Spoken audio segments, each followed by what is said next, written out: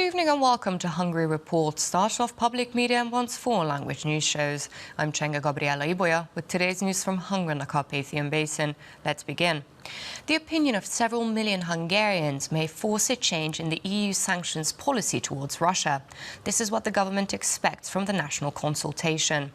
István Hollik, the communications director of Fidesz, spoke on Kossuth Radio about the fact that the elite in Brussels do not notice and do not want to acknowledge that the sanctions have backfired and energy prices are skyrocketing. Interesting, instructive, thought-provoking. These are the adjectives used by the editor-in-chief of one of the German newspapers that organized a podium discussion with Viktor Orbán in Berlin. The head of the Berliner Zeitung was a guest of Kossuth Radio's morning program and said, now that he has heard Viktor Orbán's thoughts, he understands the Hungarian position better and sees many issues more clearly.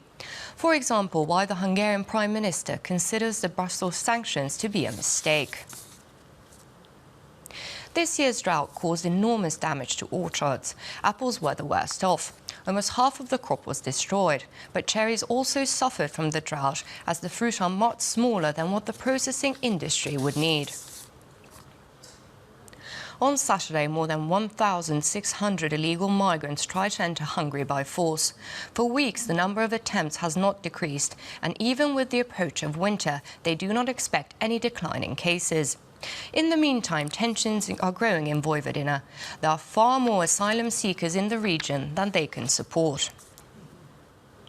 And this year, the It's Good to Be Good campaign is collecting money for the National Association of the Blind and Visually Impaired of Hungary. This was announced on Saturday by public media. Beatrix Siklósi, project manager, said on M1 on Sunday, almost all of us meet visually impaired people whom we don't always know how to help. That is why the charity campaign decided to focus on them this year. And that's all for now, but don't forget you can catch Hungary Reports every night after 11 o'clock news and online as always. Do stick around and watch our German, Russian and Chinese language news. Thank you for watching and have a lovely evening.